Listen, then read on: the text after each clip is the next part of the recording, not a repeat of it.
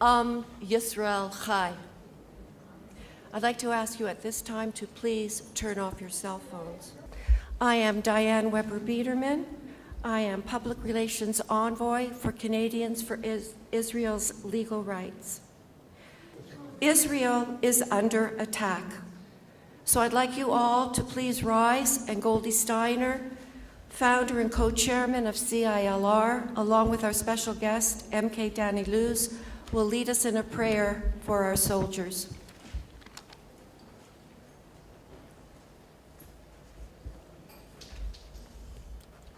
Hello everyone, I'm Goldie Steiner, founder of Canadians for Israel's Legal Rights, and we're going to say a prayer for the soldiers of Israel. May He who blessed our fathers, Abraham, Isaac, and Jacob, bless the soldiers of the Israel Defense Forces who keep guard over our country and cities and our Lord from the border with Lebanon and the Egyptian desert, and from the Mediterranean Sea to the approach of the Arava, be they on land or sea. I'll now say it in Hebrew. מי שברך אבותינו, אברהם, יצחק ויעקב, הוא יברך את חיילי צבא ההגנה לישראל, העומדים על משמר ארצנו וערי אלוהינו, מן הלבנון ועד מדבר מצרים, ומן הים הגדול ועד לבוא הערבה, ביבשה, באוויר ובים. ייתן אדוני אויבינו הקמים עלינו, ניגפים לפניהם. הקדוש ברוך הוא ישמור ויציל את חיילינו מכל צרה וצוקה, ומכל נגע ומחלה, וישלח ברכה והצלחה בכל מעשה ידיהם, ידבר שונאינו תחתיהם, ויעטרם בכתר ישועה ובעטרת ניצחון, ויקוים בהם הכתוב, כי אדוני אלוהיכם ההולך עמכם להילחם לכם עם אויביכם להושיע אתכם, ונאמר אמן.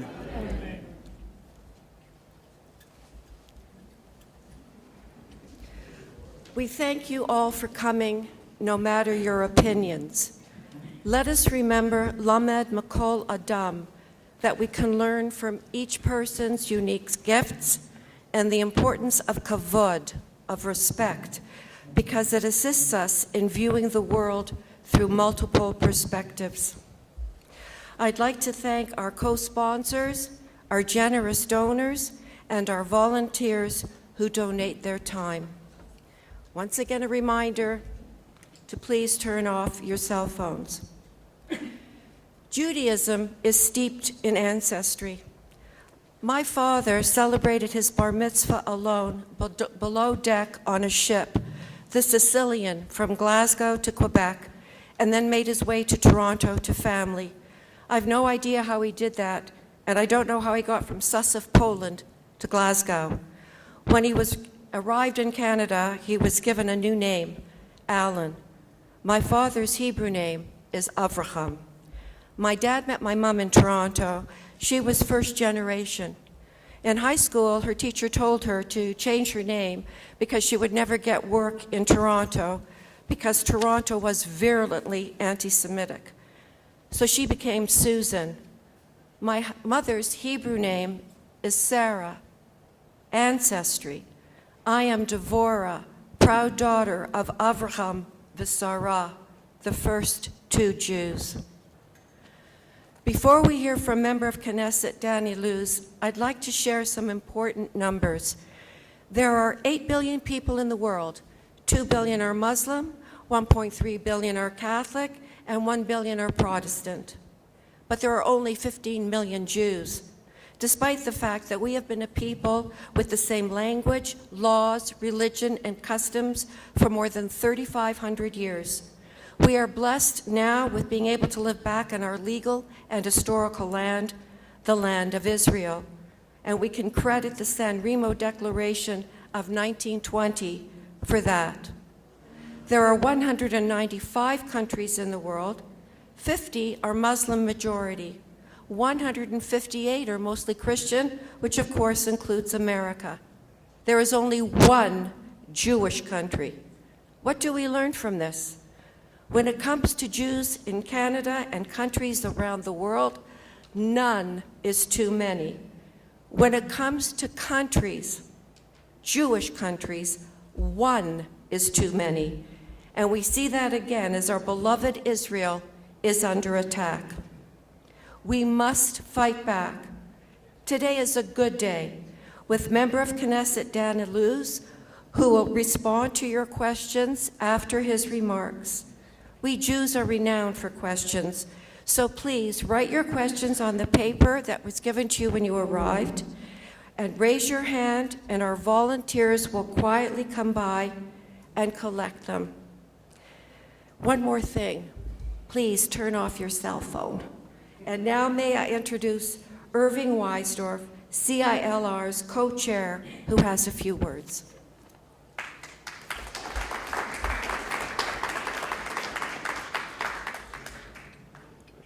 Good evening, everyone, and thank you for coming.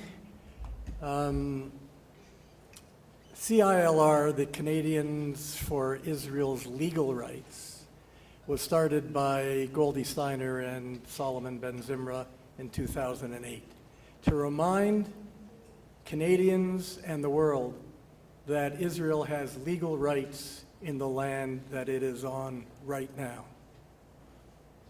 And while we may worry at times or hear at times, and even in the last 2 days on CNN or CBC, that what has happened is because of Israel's occupation. We have to remember that there is no occupation.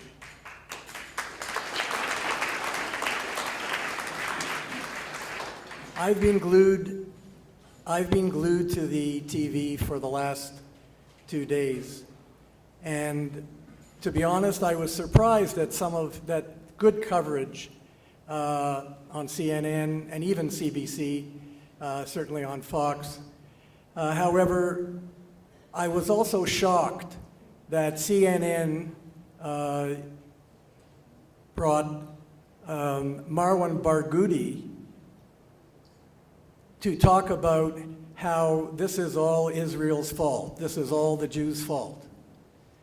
And one really wonders, could this be real? So right now, everyone is standing beside Israel.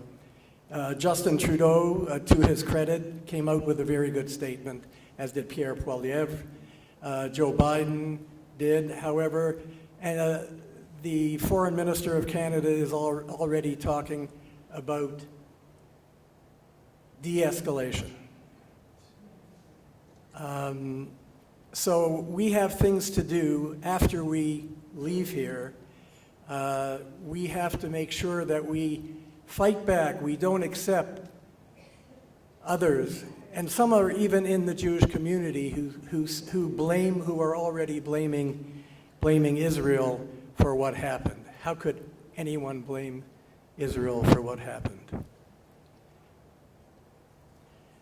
I met Dan Illouz about 6 years ago. We had dinner together, and he was a young, of course we know, Montrealer by birth. Background is a combination of Ashkenazi and Masorti. I was very impressed with him, but little did I think that we would be having him here today in this kind of a situation to talk about what is happening in Israel. It's a shock for us, and while I'm delighted to see Dan again, I'm saddened by the fact that he's here on this occasion. I also want to say that Dr. Jacques Gauthier just arrived in the room. Dr. Gauthier is a great, I say, hero of Israel, hero of the truth, and stand up. And we're honored to have him here today. I now call on Dan Illouz. Dan, the floor is yours. We're all eagerly waiting your words.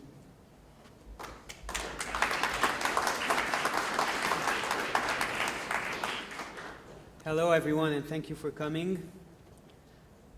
To be honest, I had this whole talk ready and prepared. I was supposed to talk about Zionism, about Israel, a little bit about the judicial reform, because that was in the news, but especially about San Remo and the incredible work that Irving and Goldie both do with Canadian for Israel's legal rights. Yes, they deserve it.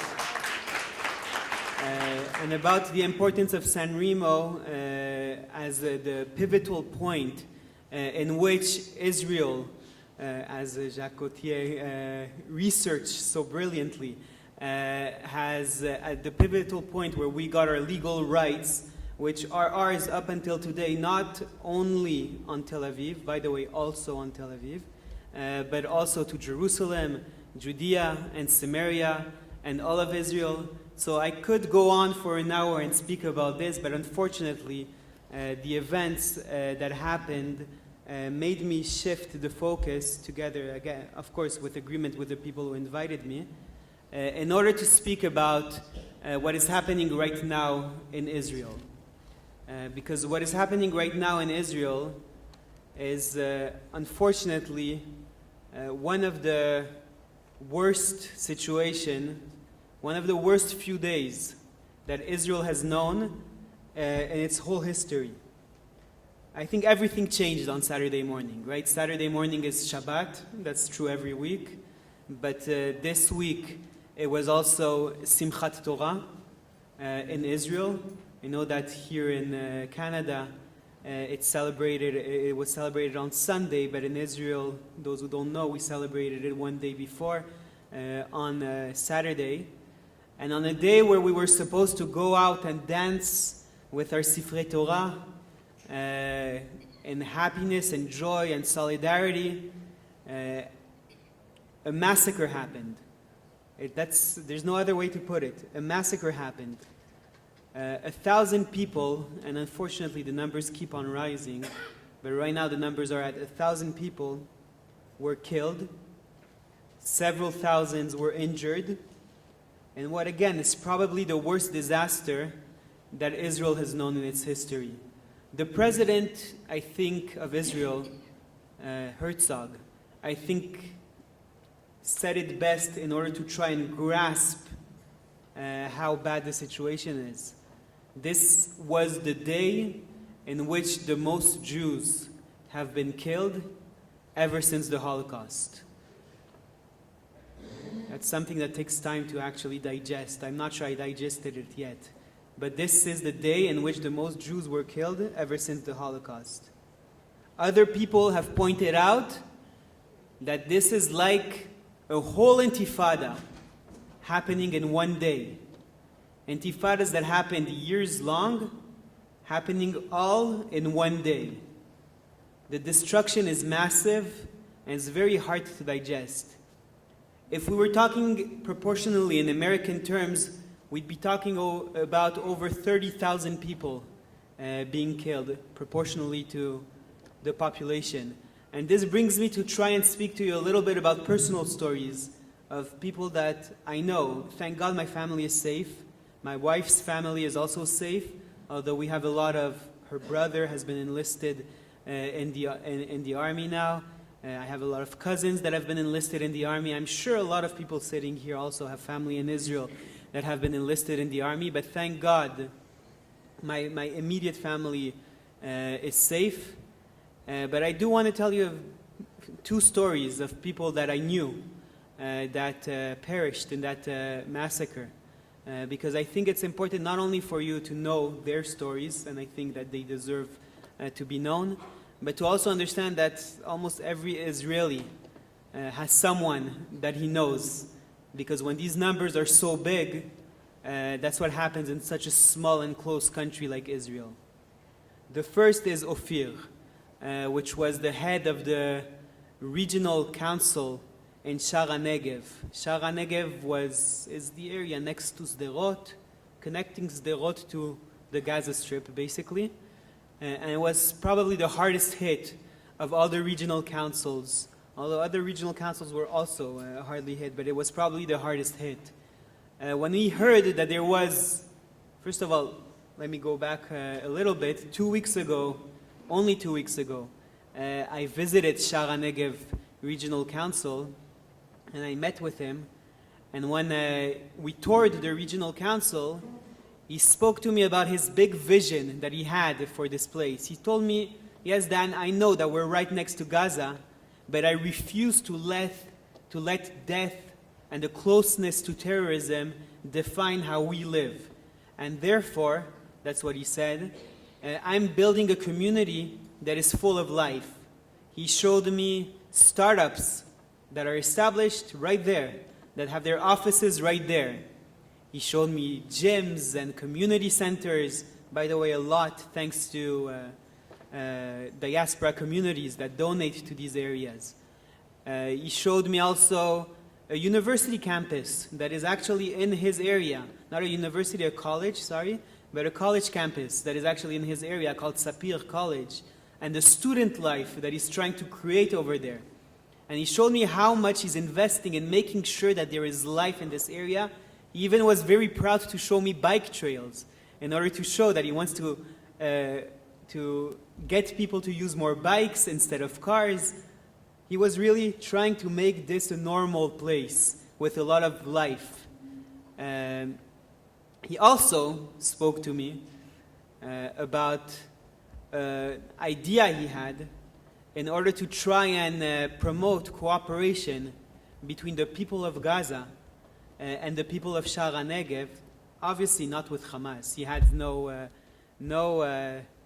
illusions about cooperations with Hamas, but he believed that there was a possibility of cooperation with the people directly, and he had these big projects of economic cooperation between the two areas. I think it's sad to say that he actually perished now in this terrorist attack.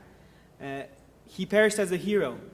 His people were attacked, and he had an army background, and instead of hiding with his family in his home, he decided he's going to go out and fight, and he died fighting as a hero, the way he lived as a hero, in my opinion.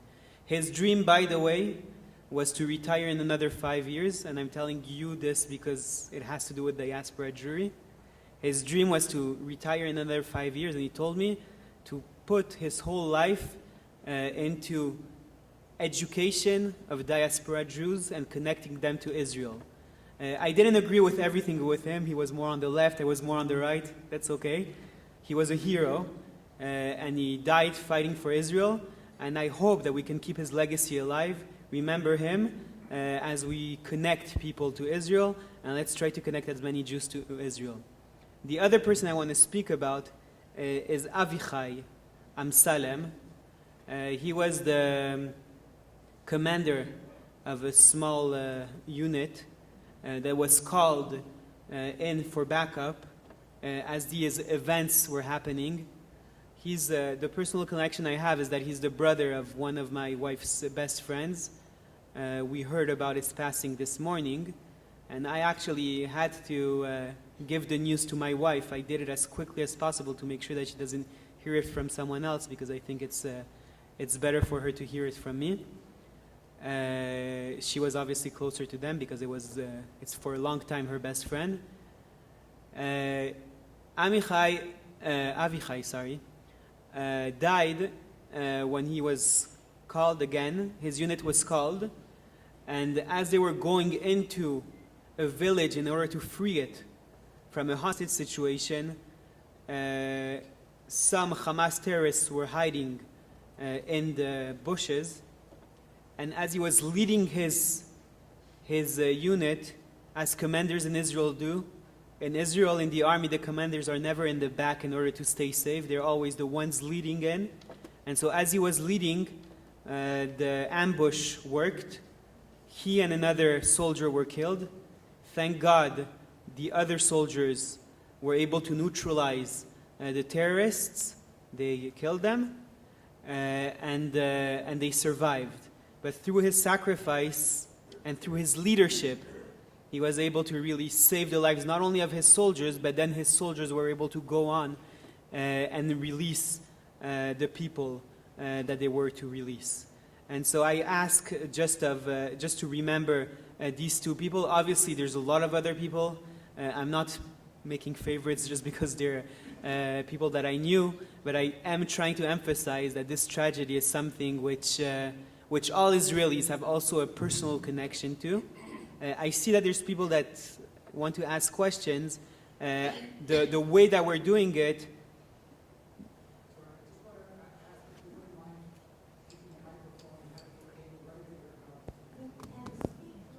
no problem. Better? Great. I'm sorry. I will, however, emphasize the way questions and answers will happen, because there will be questions and answers after. There are questions that can be assembled. If you write them down, someone will come and take the questions, and at the end we'll try to answer all the questions that you have. We left a big chunk of time for questions and answers, so I do encourage you to ask them. Now let me go back to what we were saying. Now, the tragedy is not only a big tragedy because of the numbers that we're talking about, but also because of the way that these things have been done. We're talking about attacking people in their homes, men, women, and children, without any difference. We know that some babies were slain in front of their parents. We also know that women were taken and flaunted in the streets of Gaza. We also know that elderly people that need their medication were abducted without their medication and are still being held in Gaza. People were murdered violently after being taken hostage. All of these things remind us, unfortunately, of the worst type of regimes that the world has ever known. I don't like making comparisons with other periods of time, but I think that it's clear after today that when we say Hamas, we have to think of the type of league of the evil nations at the same level as the Nazis, at the same level as ISIS, at the same level as the worst regimes in the history of mankind. The only thing, the only difference between Hamas and those horrible regimes beforehand was their ability to actualize that horrible ideology that they have, because we were able to protect ourselves. At the one time where they saw an opportunity to make their evil plans a reality, they took it, and if they ever have another opportunity, they will take it. And that's why, as Israel, we have a duty to our people, and to be honest, to the free world. Because right now it's Israel, but tomorrow it could be someone else. And so we have a duty not only to defend ourselves and to protect our people, but to respond forcefully to these attacks.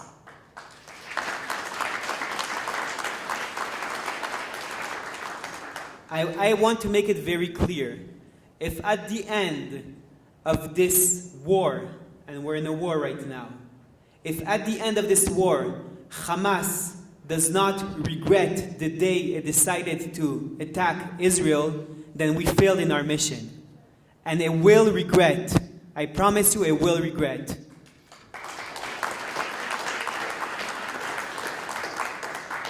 I know that we're in a very tough situation right now, and so people are very pessimistic. We're thinking about the victims. We're thinking about the people who got killed, murdered violently. But I want to tell you, Israel has a very strong army. Israel is very strong, and it will win this war. I have no doubt about it.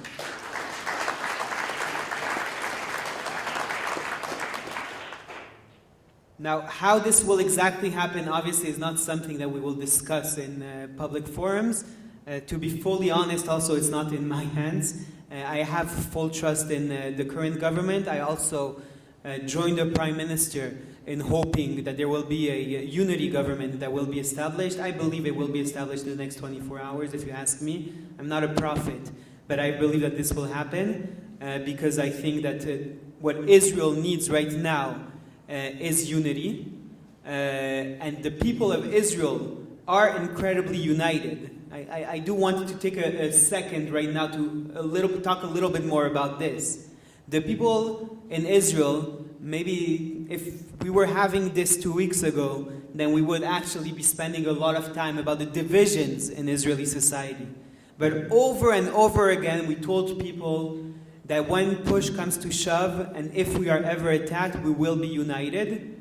And we warned our enemies not to test us, because if they think that because there are debates, very, very strong debates in Israeli society, that there's an opportunity to hurt us, then we'll show them how wrong they are.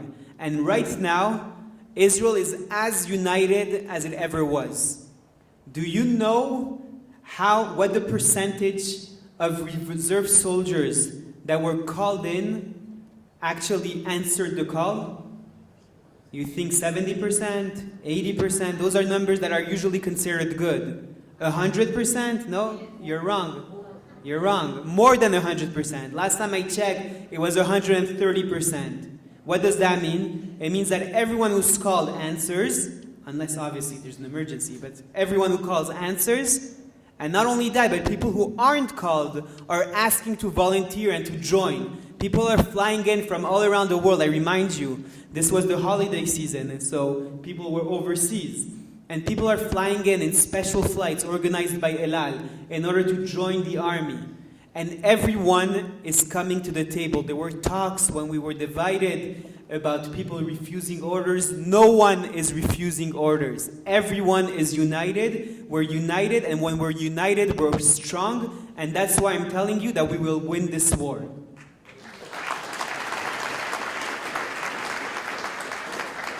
Now, you don't only see it in the army.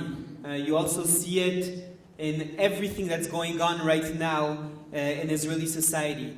People are volunteering. Everyone who cannot join the army is volunteering. There's an overflow of food. My brother-in-law that's currently enlisted tells me that there's an overflow of food in his base and that he's afraid that he's going to take weight in this war. That's nice that he still has a sense of humor in these times. But there's an overflow of food. Haredim, ultra-Orthodox people that prepare cakes to give to the soldiers that are being enlisted.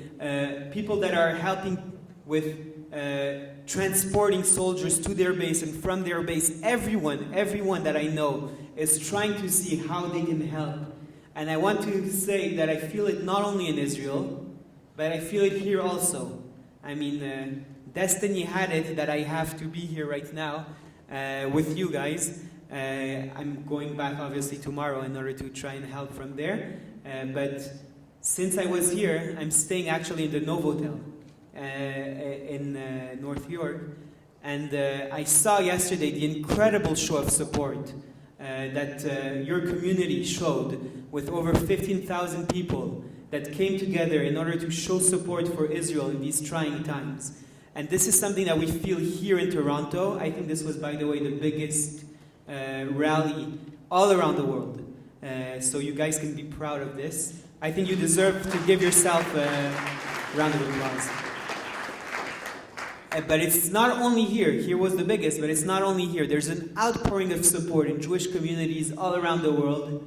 I think we're all in a state where we're saying we have to do something, we want to do something, and we're trying to do something. There's been a lot of donations, financial donations to Israel. We always need more, but there's already been a lot. There's been a lot of work being done in order to try to speak to the media, to speak on social media, in order to try to fight and give the truth its rightful place. And so we see that in diaspora communities all around the world, there's something that has happened which brought us all together also.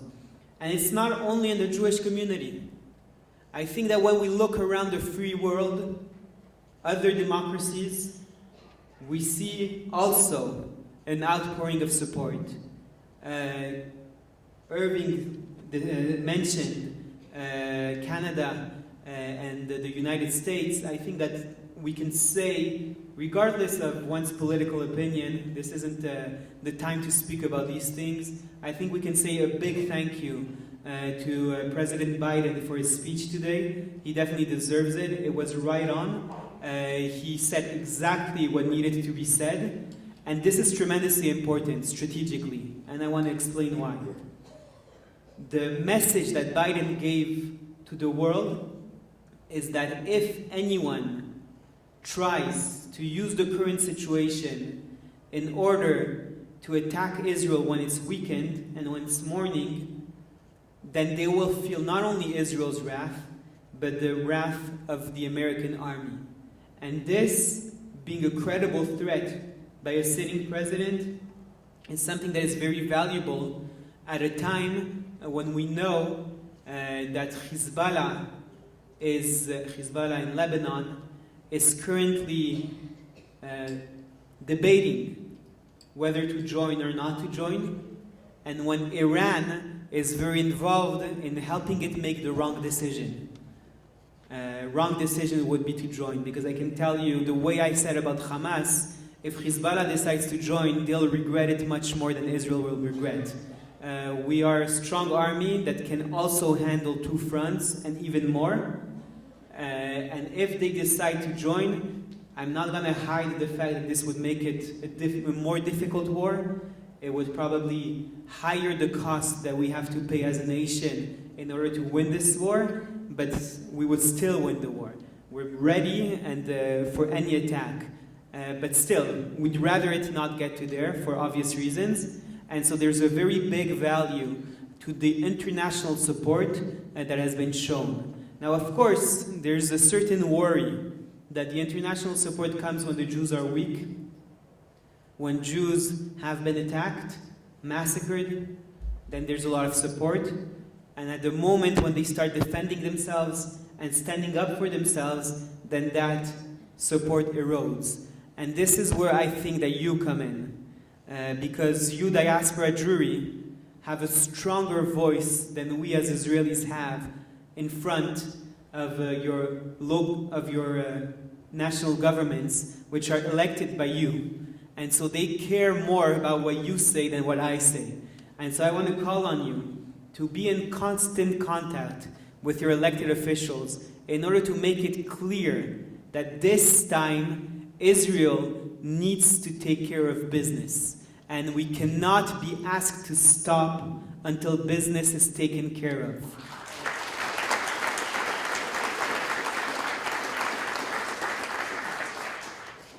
Now, after saying this, I want to just maybe emphasize what taking care of business means. Taking care of business means that we're not going to attack civilians, target civilians. We're not Hamas. There is a clear distinction between Hamas and Israel. Israel tries to limit civilian death as much as it can. Hamas targets civilians. That's what they do. There's a big difference.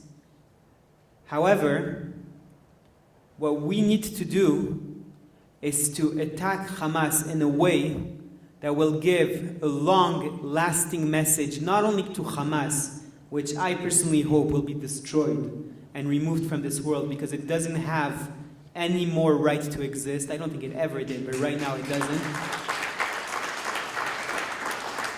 But also, that message needs to ring very loudly in the streets of Lebanon and in the streets of Tehran.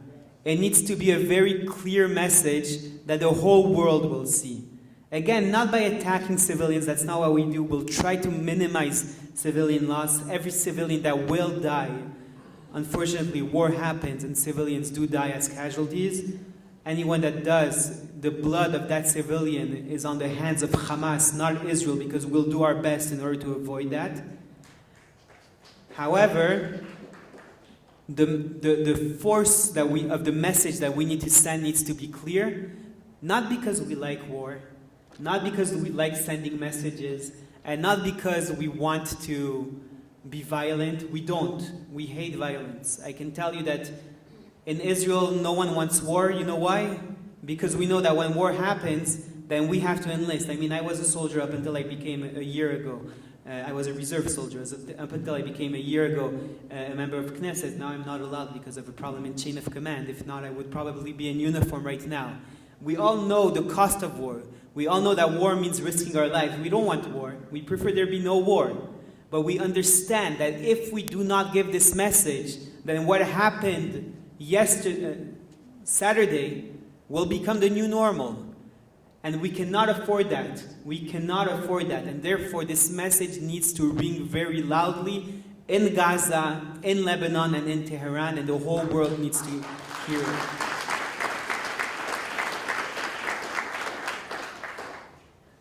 I want to speak about other things that I wrote to myself. I wrote notes instead of a formal speech because the situation was so dynamic.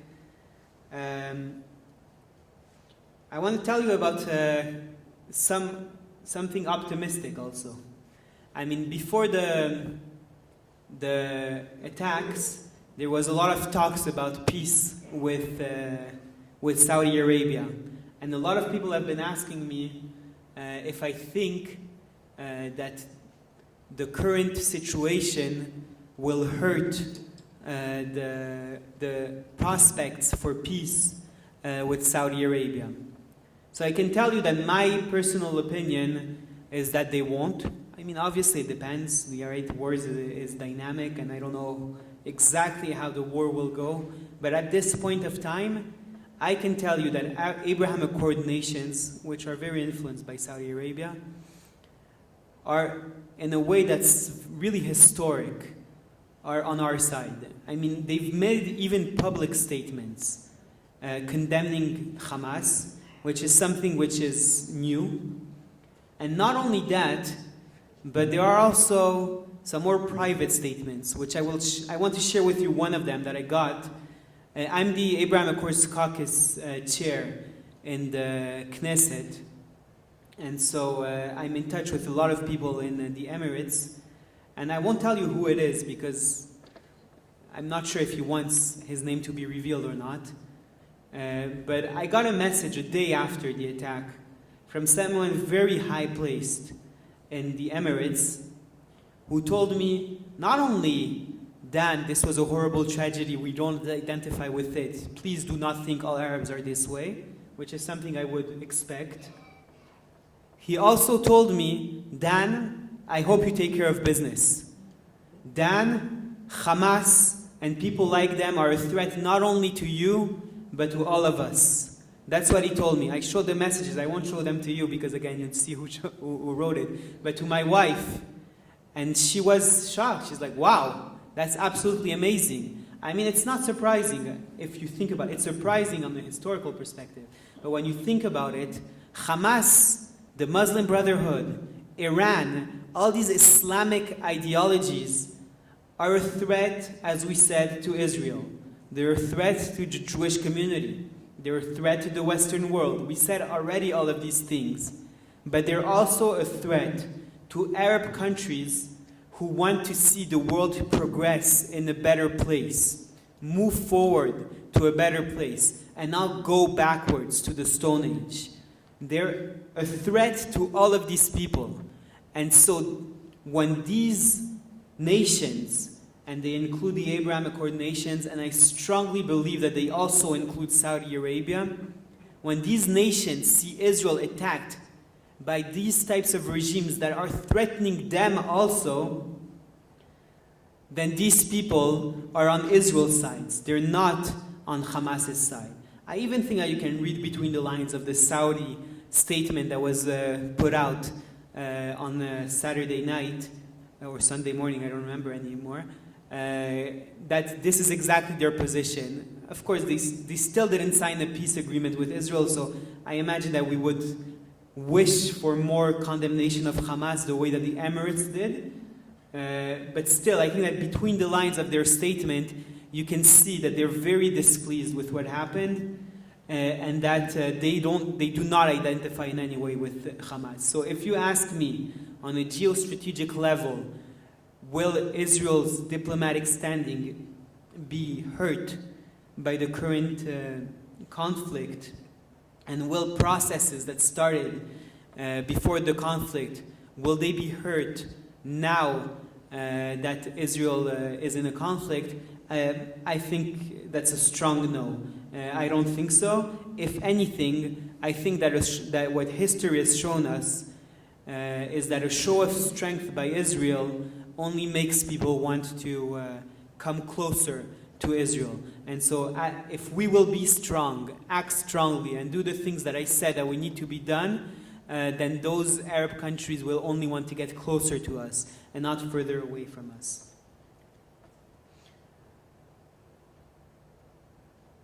There's another thing that I wanted to mention, and we're talking about Iranian involvement in this tragedy. We know by this point, we knew on the day of that Iran's fingerprints were all over it. But we know at this point that it's been published, of course, that Iran has helped not only with the funding of the terrorists, but also with the training. There are some reports that they were trained in Lebanon by Hezbollah, another Iran proxy, by the training, by the planning, and most importantly, by the pressuring Hamas into doing these horrible actions. Now, I want us to take a moment to think about this, about the fact that Iran, that is trying to get nuclear weapons, and that the world is not aggressively enough stopping from getting nuclear weapons, is at the foundation of the massacre that we have seen in the past few days. Think for a moment what that means if Iran had nuclear weapons. Not only on a strategic level, because, if Iran gets nuclear weapons, that greatly hurts Israel's strategic ability to respond to such attacks, because it will always be threatened by nuclear war whenever it responds to such attacks. But I'm not only saying that, saying the same evil that we saw in the streets of southern Israel, that same evil is at the foundation of the Iranian regime also. Iran applauded Hamas. Iran has ads all around Iran, officially put by the Iranian government, saying this is only the first step, basically taking credit for what has happened and saying, wait and see what we will do. Iran should not get nuclear weapons. We will not let Iran get nuclear weapons.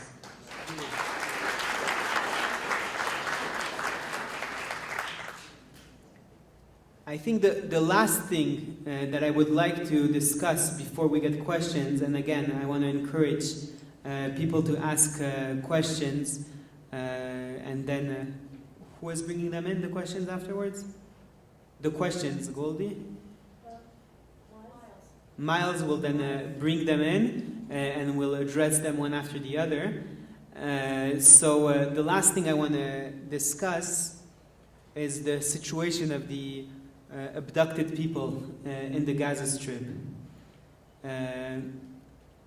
As you know, there's been there's different reports, and I don't want to say something which is fake news, and so I'm not going to give a number, but there's been way too many people that have been abducted and brought into Gaza and are being used right now as pawns by Hamas in order to stop Israel from responding. I will say two things about this. The first thing is to ask you, Canadians, for something very specific. I received a phone call from the father of one of the abducted people, or it would be more correct to say missing people, because I'm not sure he's been announced to be abducted yet. He's Canadian. He's telling me that his son is Canadian. And I want to ask you to push the Canadian government to make as clear a statement as the American government made today, saying that Canada will not accept anything that happens to any of the hostages that are being held right now, definitely not to someone with Canadian citizenship. I expect no less. As a former Canadian, to be honest, I expect no less, but I think that no citizen should expect any less from their government. And so this is one thing that I really want to ask you to speak with your officials and push it forward. During question and answer period, I will try to look for his name. I don't have it with me in order for you guys to have that information. And I think it needs to be very clear to the Hamas that the whole world is watching how they treat these hostages. And the same way that Biden made it very clear that he will not accept any harm to hostages, especially American hostages, then the same should be true also about the Canadian leadership. So I want to ask you to give that message. The second thing I want to say is a message to Hamas. I imagine they're not listening, but still, I'll still give the message. Their attempt to use these hostages as pawns will fail.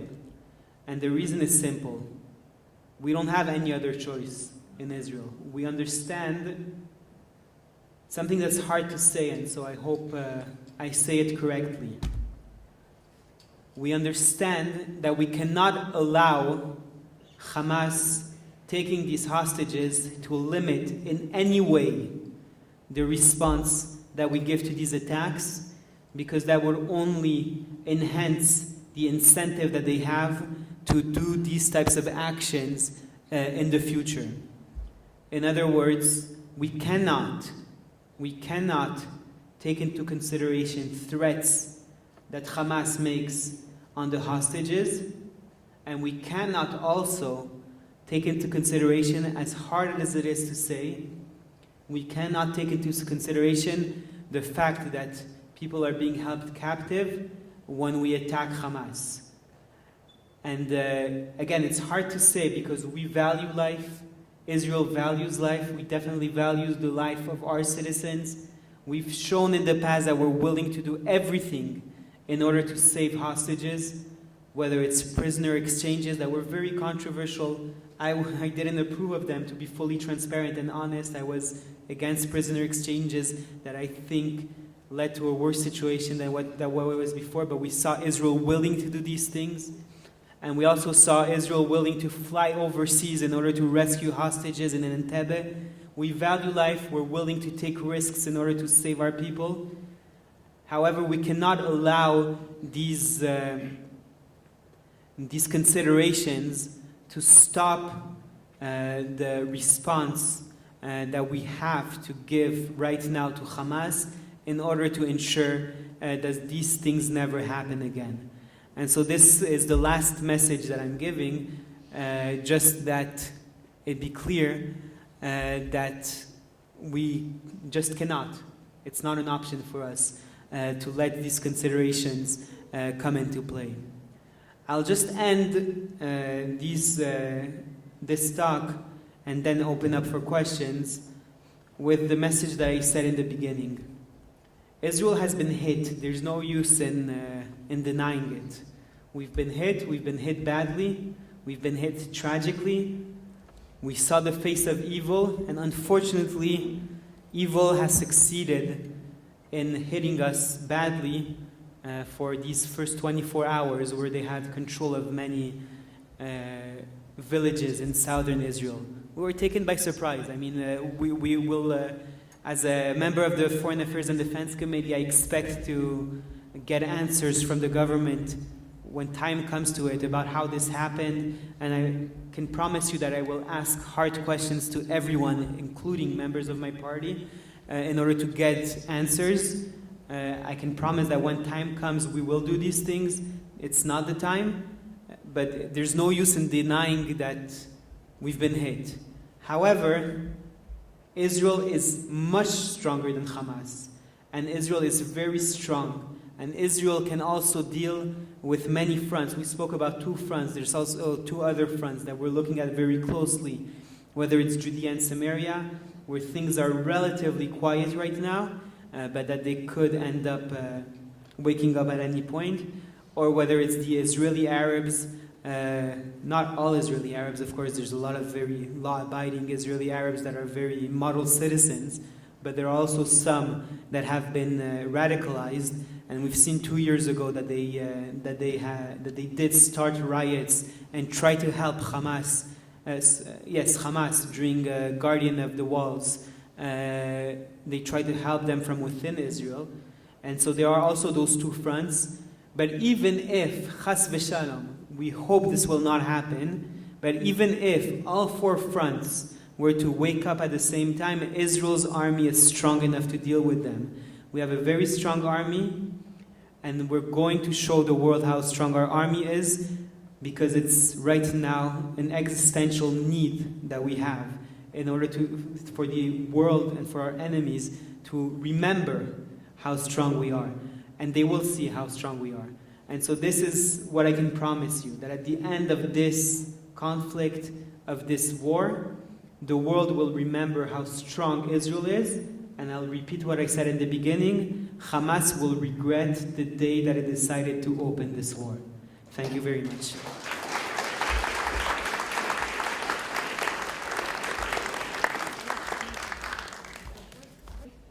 Goldie gave a message, what I think everyone here agrees with, that we hope to see the day that Hamas doesn't exist, doesn't exist at all. It's a very bad ideology that shouldn't exist at all. So we're all agreeing with you, Goldie.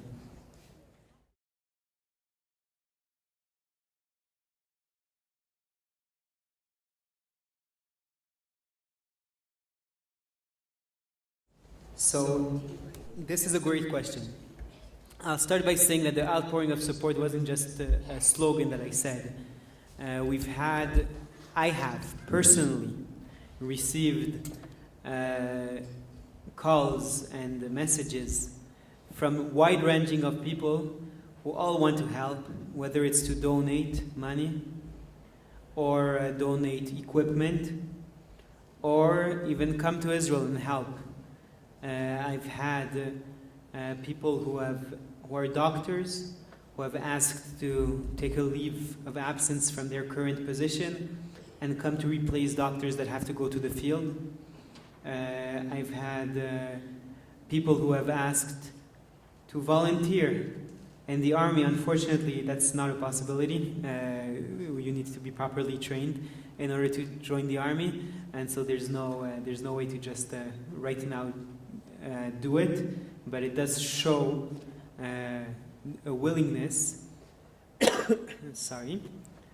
I also have had people who have asked exactly what you also echoed, which is whether if they come to Israel, where they should volunteer or do things like this. So I want to be honest to say that I don't have the full answer. I think that there are organizations out there that do an amazing work channeling the help of diaspora Jewry to Israel. I'm not going to name them, you know all of them. There's also a consulate here in Toronto and an embassy in Ottawa that is a better address to ask how to connect between the needs of Israel and the willingness to help that there is right now. And so I would strongly urge to contact these people. There is a need for help. It's not necessarily always what people think instinctively. I mean, there is definitely a need for financial help, and so donations to these types of organizations or through the consulate to direct causes can be very helpful. But there's also sometimes need for people on the ground, so people who are willing to come and volunteer, that can also be good. But the right way wouldn't be for me to tell a room of a few hundred people what everyone should do, because that's not logical, but rather to contact these organizations and to see what can be done. I will say, however, that from here also, not everyone can take a flight to Israel and volunteer. From here, there's also a lot of things that you guys can do. Whether it is lobbying your government, making sure that the press stays honest and doesn't take sides against Israel as it too often does. Today, I think that the situation is good, relatively. I agree with Irving that not everything is 100% the way we want, but I think it's relatively good. But it can, media-wise, I'm saying, but it can quickly deteriorate as we start the operations in Gaza. And so we need you to be vigilant and to make sure that there's no fake news going around, to be active on social media, to pray, as you said, and also to donate. I do think that financial support is very needed. And again, I'm not fundraising for any specific thing. I do suggest you speak to well-established organizations, see what they know is needed, or directly with the consulate, as I said. I know that they're also helping with this. And see where your help can help as much as possible. So these would be my suggestions. Of course, also when there are rallies like there was yesterday, then your attendance is a very strong message. That means a lot to us Israelis, even on the simple moral support level, which is incredibly important in a war. Right? In a war, moral support is incredibly important. I can't emphasize this too much. But also locally, in order to send the government of Canada a message of the support that you demand from Canada to Israel. So those are the things that come to my mind.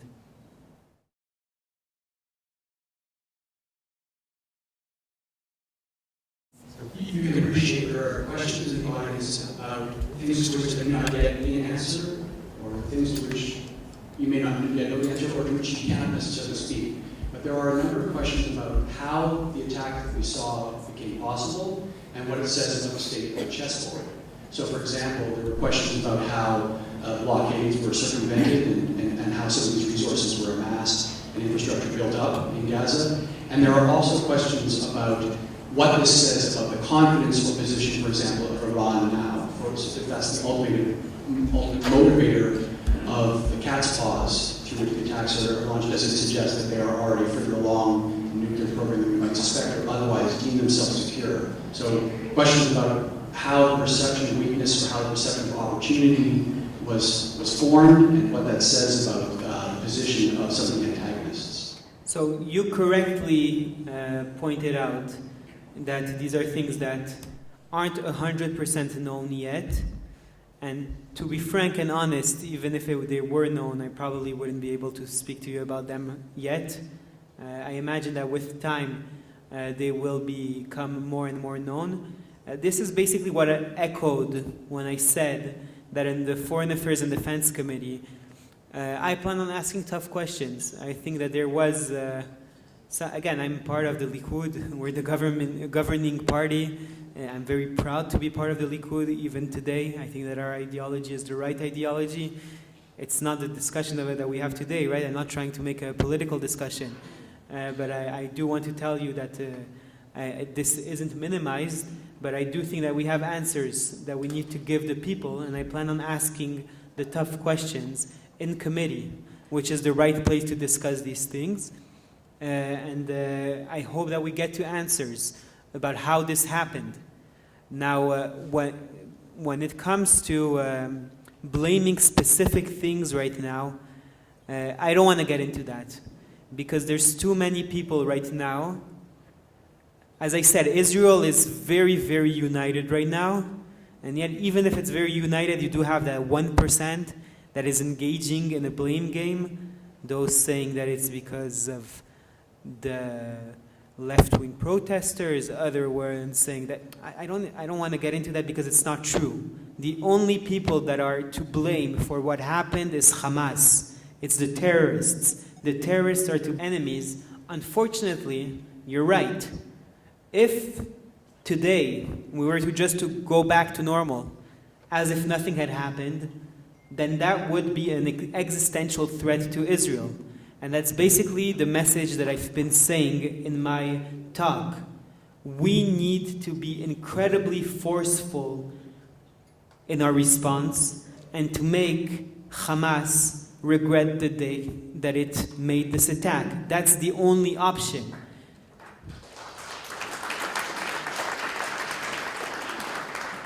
Because if that does not happen, then unfortunately, what we're talking about is an emboldened enemy that will see this not only as an option, but as something that it will want to do over and over and over again. And we cannot afford that.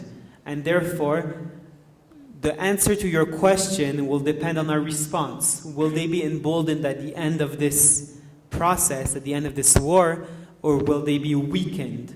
And I don't plan on letting them be emboldened. I plan as a member of the government to make sure that they're only weakened after this is all over with. I promise to give the name of the hostage. So Ohad Lapidot is her father. He contacted me. Again, I'm not sure if it's a hostage or someone missing, but his daughter's name is Tiferet Lapidot. So again, I want to ask you in his name to lobby your government to take a clear stance, the way other governments have already.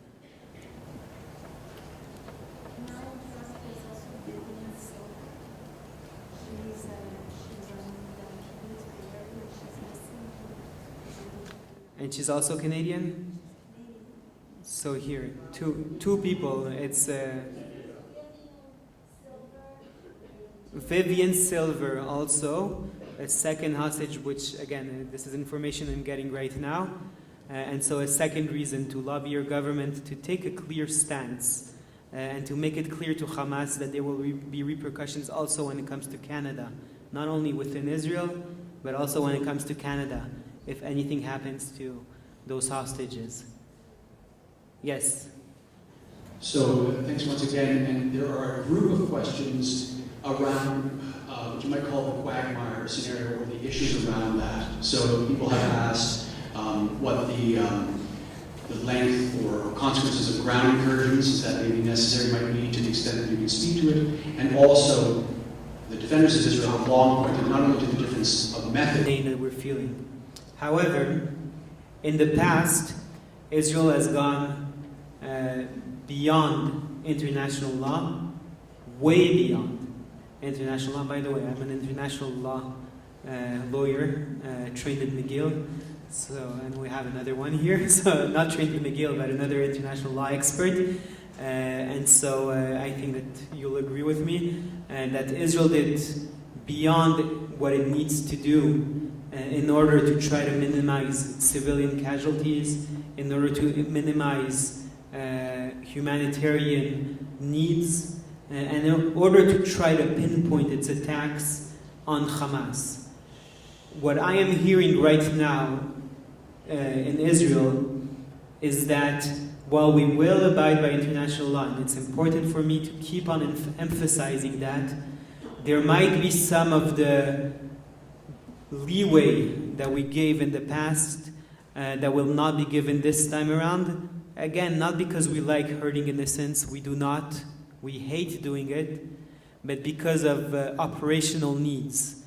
Because sometimes in order to get to the people that we need to get to, you can't tell them that we're going to attack beforehand. Just for an example, the way it's been done in the past. In the past, there was a method used by Israel always called Hakesh Bagag, which means knocking on the roof in order to tell people, go away, we're going to destroy the building. That was in order to prevent civilian loss. In some cases, this is not necessary according to international law. It might be in some, but in some cases it's not. And so if there's a high-value target in there, then I don't see Israel doing it and letting this high-value target just go away. And so there is going to be a response that is stronger, even in this sense, than in the past, with less limits put on the Israeli army in order to make sure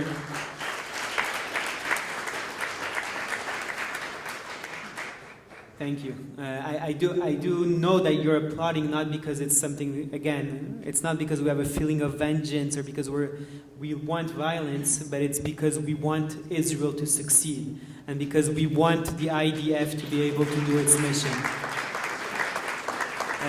And so this is what is going to be done while abiding by international law and while doing everything according to the book. Now, when you're speaking about the future of Gaza, this is a question that's being asked a lot right now.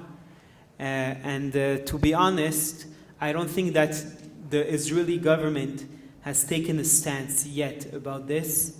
If you're asking me, I'm not in cabinet, so I'm not giving you any inside information. But if you're asking me, I think that these are some of the discussions happening right now in cabinet. Because in order to be successful in a war, you have to know what the goal of the war is. And so I urge the Israeli government to make these discussions now and not wait another month when the war is towards the end in order to try and get to some decision as to what the diplomatic construct will be the day after. Also, the political construct will be the day after. I urge these discussions to happen now. I don't have the answer as to what will be decided, but I can tell you that as soon as I get back to Israel tomorrow, I finally got a flight back tomorrow, I hope to also bring these questions up in committee as is needed early on in the conflict and the war, so that we can get the whole war in that direction. And so this is the best answer that I have right now. There is a group of questions that might be put together about the plurality and openness of Israel and how that contributes to the security situation now and how it might affect the future of Israel.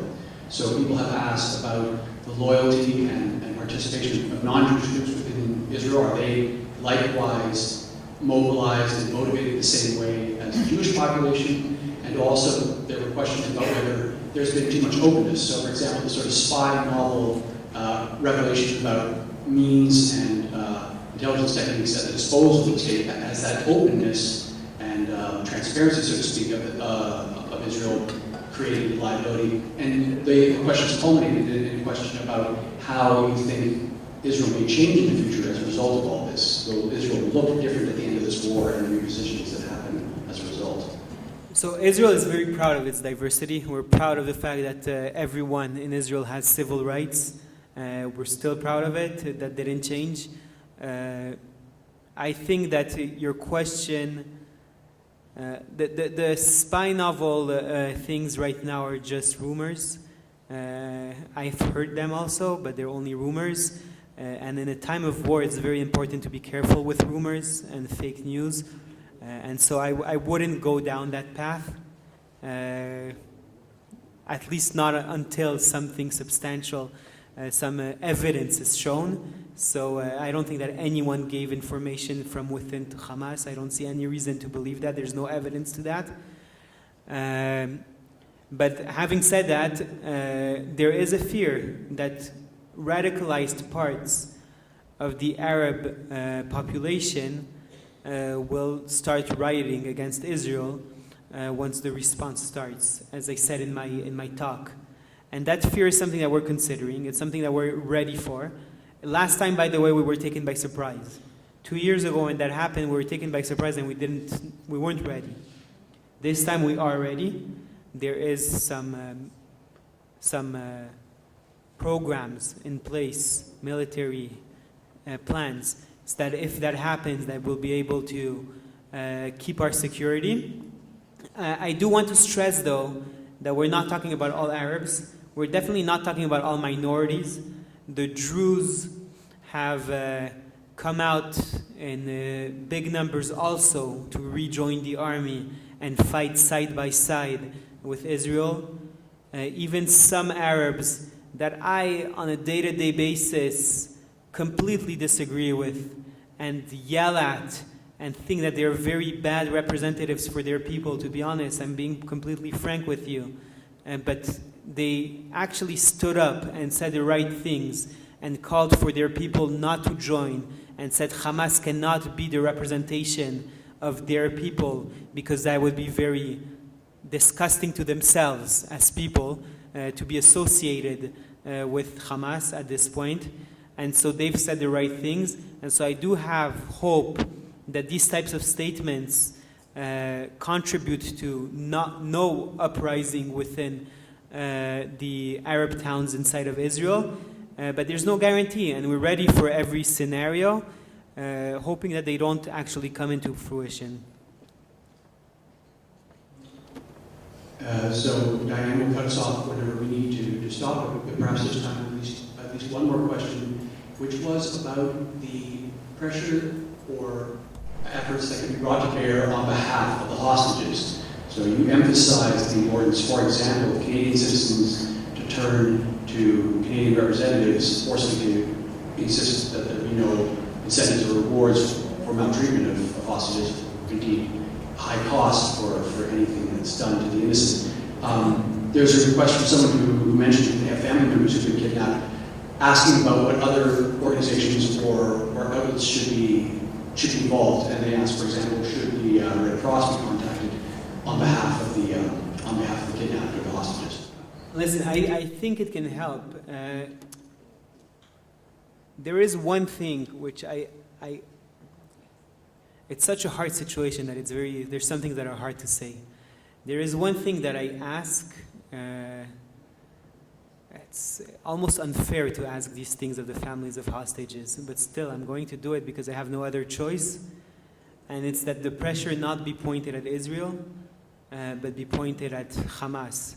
Because if the pressure is pointed at Israel to try and get the hostages out, strike a deal, a prisoner swap, this only makes the price for such things higher, and it ends up being counterproductive. It's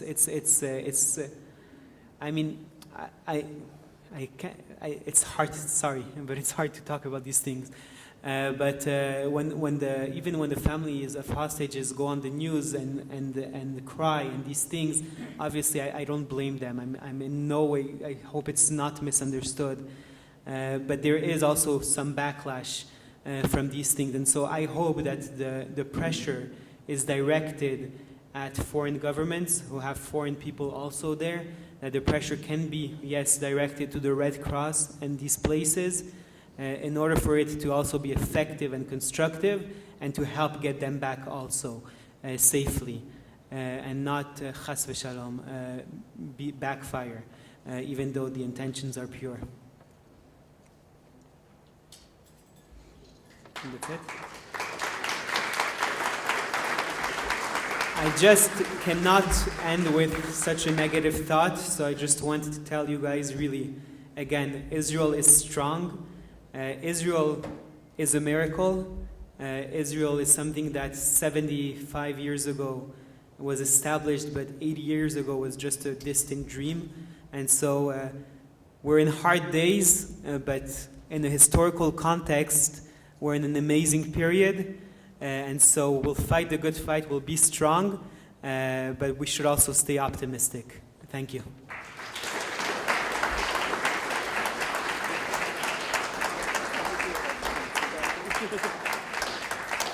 I'm going to call on Irving to say a few words, and then he's going to pass the torch over to Goldie. And thank you all for being here. Okay, Irving, please.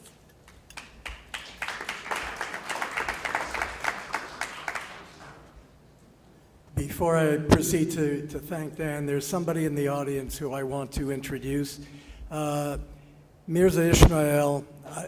I met Mirza, it's almost 10 years ago.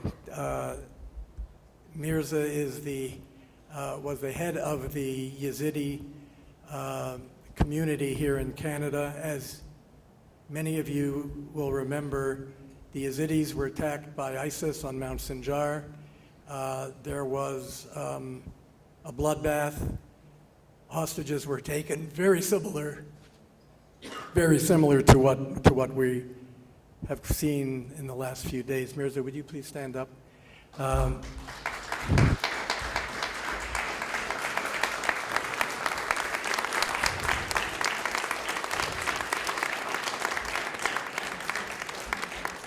Mirza still heads the Yazidi Humanitarian Foundation.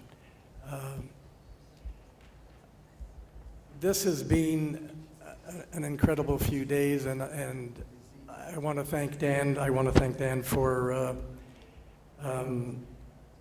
joining us, for accepting our invitation to come to Canada.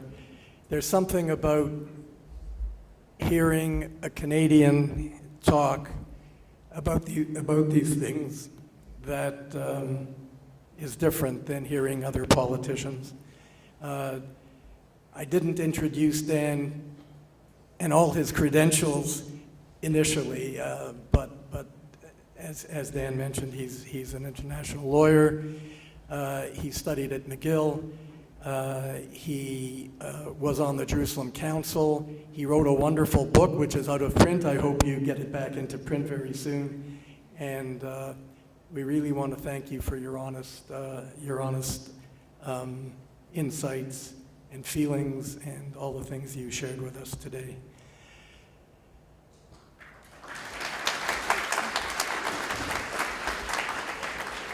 I'd like to now call on Goldie Steiner to come and join me. We have a little plaque to give to Dan. Dan, if you would as well come up.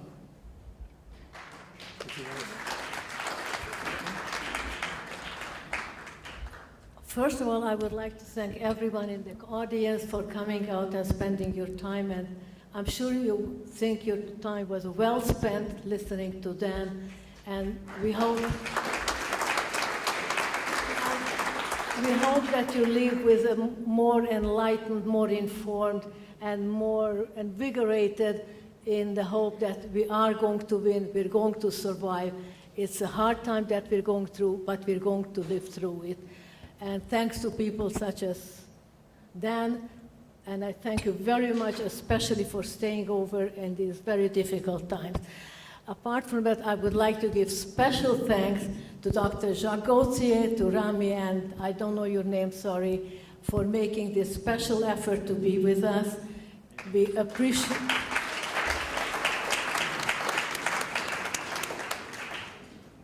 My heartfelt thanks for making the special effort. I know you left your cottage and just to be here. I know you had a wonderful meeting with Dan last night, and everything else that you do for us, we really appreciate that. And thank you for coming out tonight. Another few words, we